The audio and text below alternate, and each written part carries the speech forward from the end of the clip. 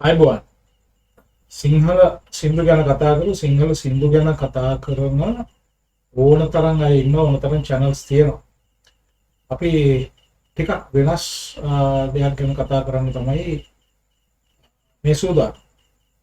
අපි කතා කරමු ඉංග්‍රීසි සින්දු ගැන සිංහලෙන්.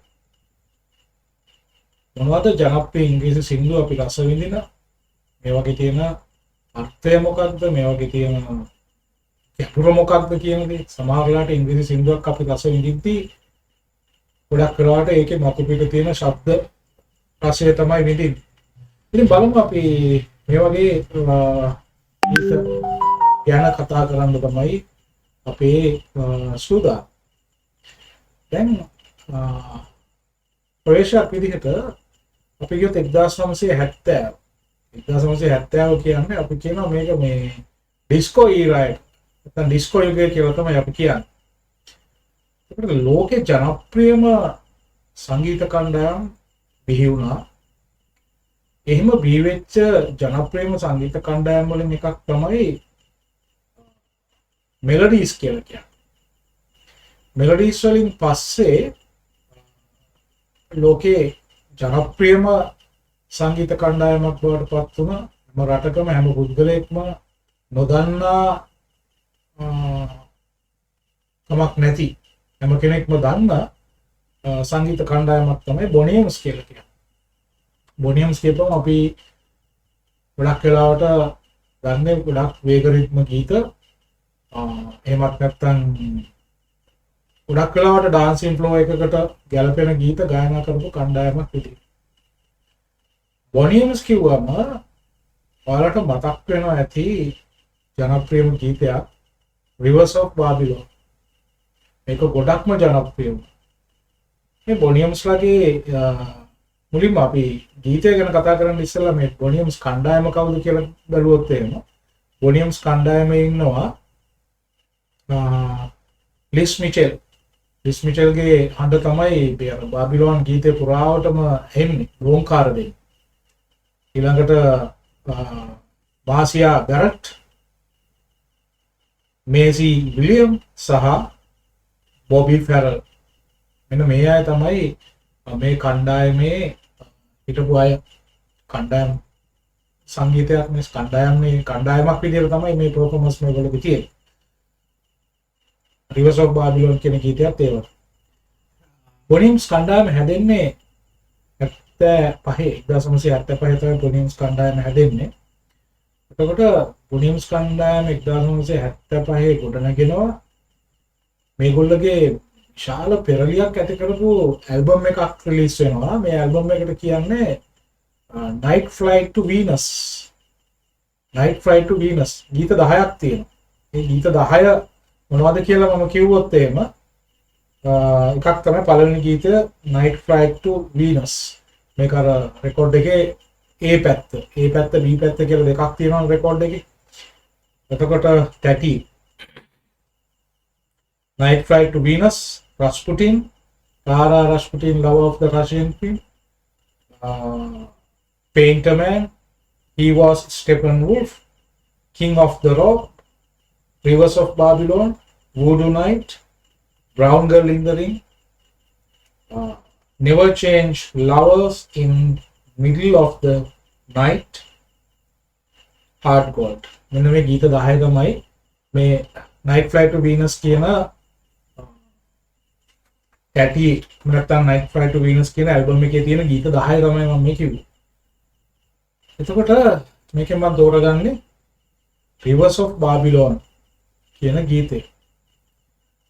Rivers of Babylon කියපුවම මේක විවිධ තලවල ගායනා වෙන ගීතයක්. බොහොම විවිධ කෝණ වලින් රස විඳින්න පුළුවන් ගීතයක්. හොඳට නටන්න පුළුවන් ගීතයක්. නේද? මේ ගීතය බොහොම ජනප්‍රිය වුණා. කොච්චර ජනප්‍රිය වුණාද කියනවා නම් එංගලන්තයේ විතරක් මේකේ පිටපත් මිලියනයකට වැඩිය විකිණලා තියෙනවා. බිලියනයකට වැඩිය පිටපත් විකිණලා තියෙනවා. එතකොට මේගොල්ලෝගේ ආකර්ෂණය විවිධාකාර විසිතුරු ඇඳුම් නේද?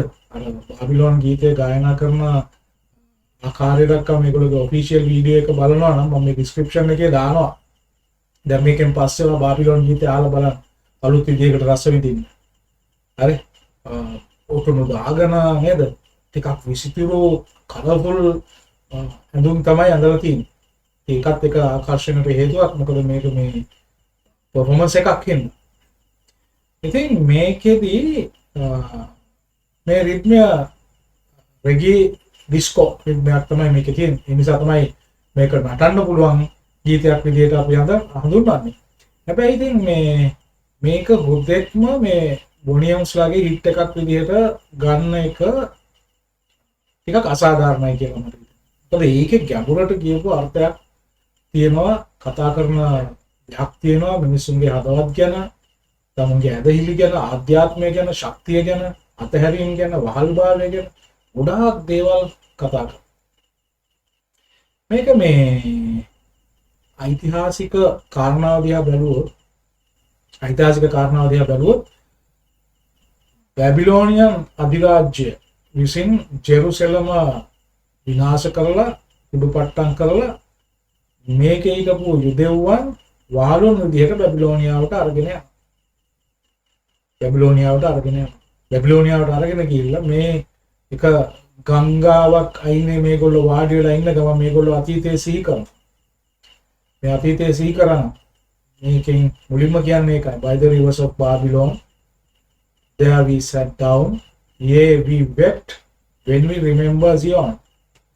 අපට Zion මතක් වෙනකොට we wept කියන්නේ කඳුළු පිහදා. අපි ඇඬුවා. අපට දුක හිතුණා.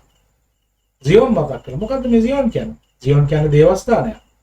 අපට මතක ඇති ලංකාවේ Zion දේවස්ථානයක් ගැන පහුගිය කාලේදී කතා වුණා. ඊස්ටර් සන්ඩේ ඇටැක් එකට ගොදුරු වුණ නැගෙනහිර පළාතේ තියෙන දේවස්ථානයක් Zion දේවස්ථානය කියලා. එතකොට මේ Zion මතක් වෙනවා කියලා තමයි කියන්නේ මේ යුදෙව්වා. මේ ඊශ්‍රායල් ජාතිකය මේ බලාගෙන යනකොට නේද?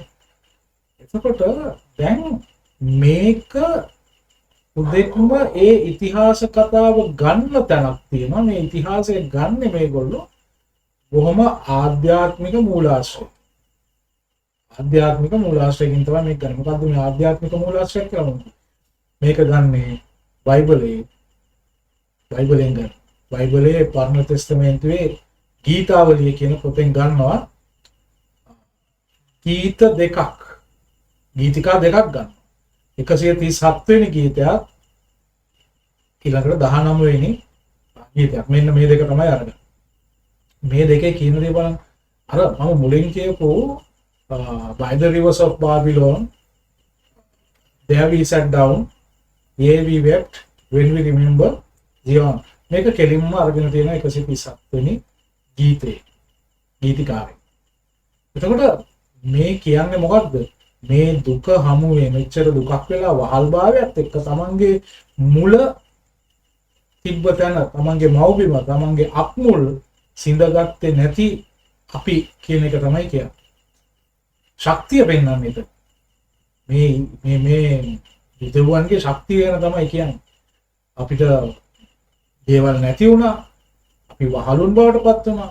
ඒත් අපේ ආධ්‍යාත්මය, අපේ ඇදහිල්ල අපේ ඒ විදිහටම තියෙනවා. හරි. එතකොට තවත් දුරට මේ ගැන කතා කරගෙන ගියොත් එහෙම ඉතින් මේ බයිබලෙන් ගත්ත බොහොම ශෝකාකූල නැත්නම් බොහොම ශෝකී ගීතිකා දෙකකින් කොහොමද බොනියම්ස්ලා මේ පොප් ආරට ගියපු ගීතයක් අරගෙන නේද?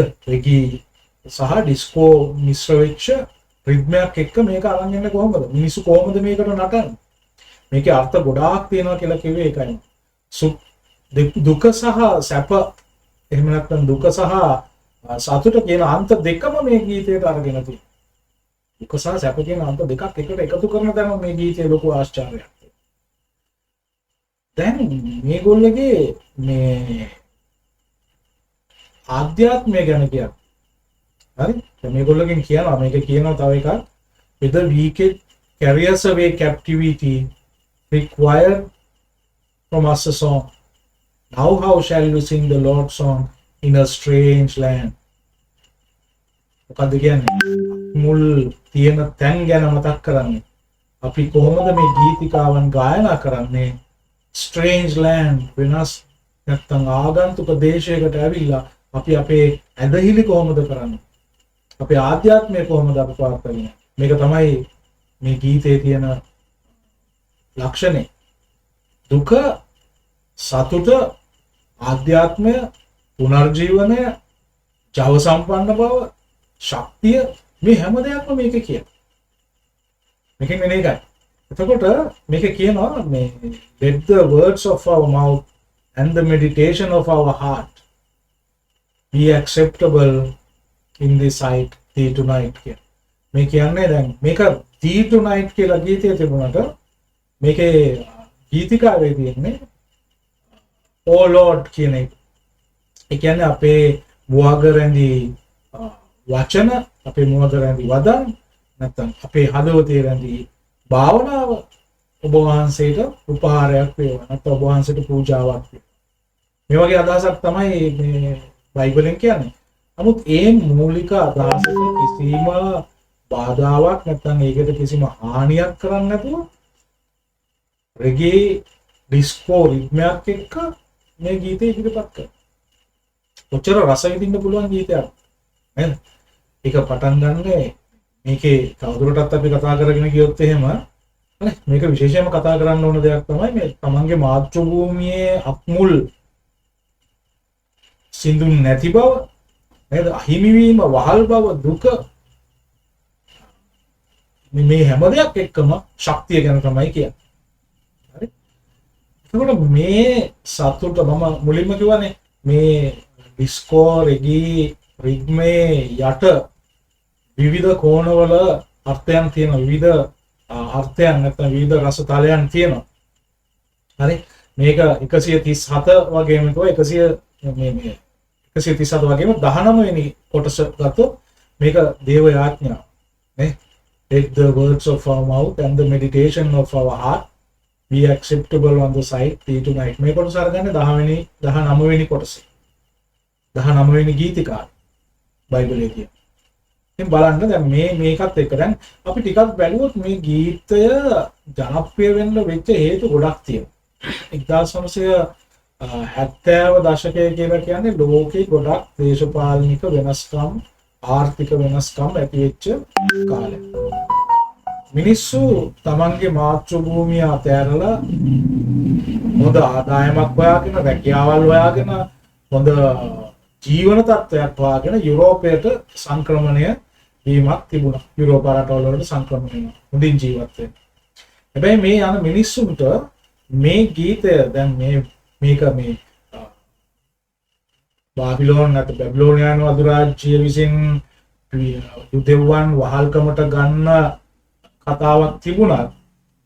මේක ඒ සන්දර්භය තුළ තමුන්ගේ හදවතට ගොඩක් ලං වෙච්ච ගීතයක්. දැන් අර එක එක පැති වලින් මිනිස්සු සංක්‍රමණය වුණානේ මෙතෙන්. හරි? එතකොට අපි ගත්තොත් එහෙම ආසියාවෙන්, අප්‍රිකාවෙන්, ඊට පස්සේ කැරිබියන් දූපත් වලින් මේ විදිහට මිනිස්සු සංක්‍රමණය. මෙන්න මේ ගියපු අයගේ මේ ඩයස්පෝරාවත් එක්ක මේක හරියටම මැප් වෙනවා. හරියටම මේ ගැළපීමක් තියෙනවා මේ ගී.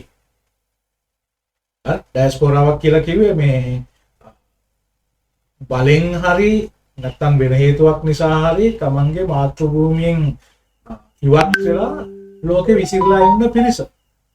අන්න එතකොට තමයි එයාලට මේක ගොඩක් දැනෙන්නේ.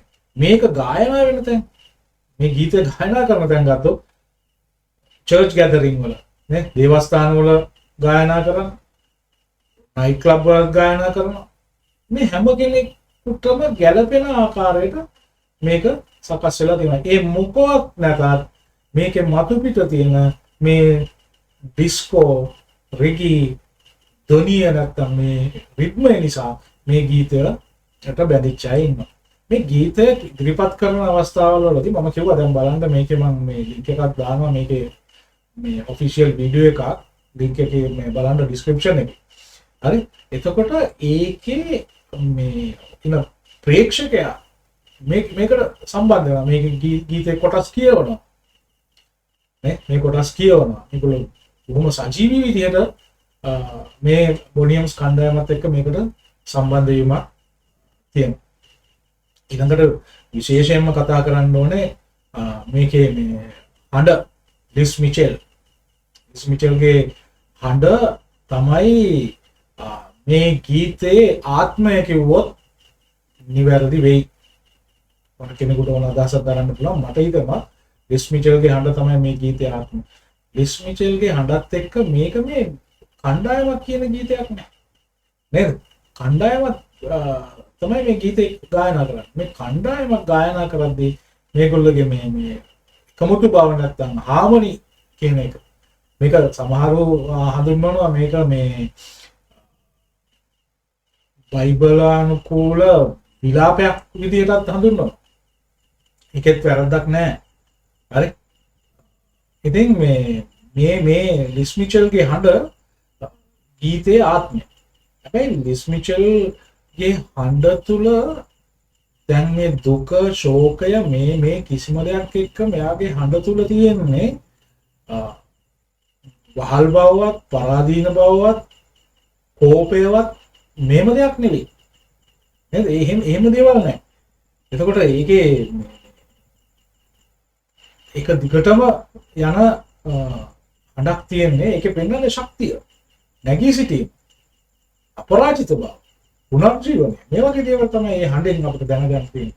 ඒක බොහොම භාවනාවක් වගේම අහන්න.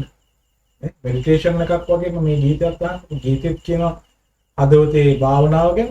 ඔබත් හදවතේ භාවනාවෙන් යුක්තව අහන්නකො මේ ගීතේ. අර පොප් හිට් එකක් විදිහට කියන අදහස නැතුව මේ ගීතේ රස විඳින්න බලන්න. එතකොට මේකේ මොනවද තියෙන්නේ? හරි. දැන් අපි කතා කරපු දේවල් ගත්තොත් මේකේ කියනවා ආධ්‍යාත්මය තියෙනවා. මේකේ තමුන්ගේ පූජනීයත්වය තියෙනවා. මේකේ තමුන්ගේ ඉතිහාසය තියෙනවා. මේකේ වහල් බව තියෙනවා. මේ හැම දෙයක් එක්කම මේ ගීතේ ඉදිරිපත් කරලා තියෙනවා. එහෙනම් මේකෙන් අපිට ගන්න තියෙන දේ මොකක්ද? මූලිකවම මේ ගීතේ අපි අක්මුල් අමතක නොකිරීම. මොන තත්වයක හිටියත් අපි අක්මුල් අමතක කරන්නේ නැහැ. මේ ගීතෙන් කියන්නේ කොහොමද? ඔව්. අපි වහල් බවටපත් වුණා. අපි අල්ලගත්තා. නේද? අපි කොටපත් වුණා. නමුත් අපේ හදවතේ භාවනාව, අපේ පූජනීයත්වය, අපේ ඇදහිීම, අපේ මාතෘභූමිය අපි නිතරම සිහි කරනවා. බලන්න මේ ගීතය. හරි? එතකොට මේ මම කතා කරේ බොහොම ජනප්‍රිය එදා ඉඳලා අද වෙනකම්ම රස විඳින ගීතයක්. එදා රස විඳීමත් අද රස විඳීමත් දෙක විවිධ සන්දර්භයන් තුළනේ රස විඳින්නේ. නේ? තමුන්ගේ ගෙවල් දොරවල් වලින් වෙන් වෙලා තමුන්ගේ ආදරණීයයන්ගෙන් වෙන් වෙලා ඉන්න කෙනෙකුටත් මේකේ රස විඳින්න පුළුවන්. හරි? තමුන්ගේ රටෙන් පිට රටකට ගිහිල්ලා රැකියාවක නියුක්ත වෙලා ඉන්න කෙනෙක් මේක රස විඳිනවා තවත් අර්ථයකින්. ඉතින් මේක බොනියම්ස්ලාගේ පිළිගොත් එහෙම මේක මේ අයිකනික් සෝංග් එකක්. හරි? මේක ඉතාම වැදගත්. ජනප්‍රියම ගීතය කිව්වොත් බොනියම්ස්ලාගේ එක හරි. ඊට අමතරව තවත් ජනප්‍රිය ගීත තියෙනවා. අපි ඒවා ගැන කතා කරමු. බොනියම්ස්ලාගේ ගීත අතරින් වඩාත්ම ජනප්‍රිය ගීතය තමයි මම අද තෝරගත්තේ. මම හිතනවා මේ ගැන ඔයගොල්ලෝ තාමත් ප්‍රධානයකින් මේ ගීත අහයි කියලා. මොන ඩිස්ක්‍රිප්ෂන් බොක්ස් එකේ තියෙන ලින්ක් එකෙන් අහන්න බොනියම්ස්ලාගේ බාබිලෝන් ගීතය, රිවර්ස් ඔෆ් බාබිලෝන් ගීතය රස විඳින්න. මේ මම කියපු අදහස් ටිකක් මතක තියාගෙන මේ ගීතය රස විඳින්න. ඔබ පෙරට වඩා රසයක් ගීතෙන්නේ. එහෙනම් හැමෝටම ජය වේවා. ඔබ මේ වීඩියෝ එකෙන් යම් කිසි රසයක්, මේ වීඩියෝ එකෙන් යම් කිසි අදහසක් මේ වීඩියෝ එක ඔබට හොඳයි මේ වීඩියෝ එක ඔබට වැදගත් කියලා හිතෙනවා නම් සබ්ස්ක්‍රිප්ෂන් එකක් දාලා යන්න, නැවතත් සම්බන්ධ වෙන්න. තවත් අපි බටහිර ගීතයක් රස විඳිමු. ඒ ගීතයක අර්ථය කතා කරමු. එහෙනම් ඔබට ජය.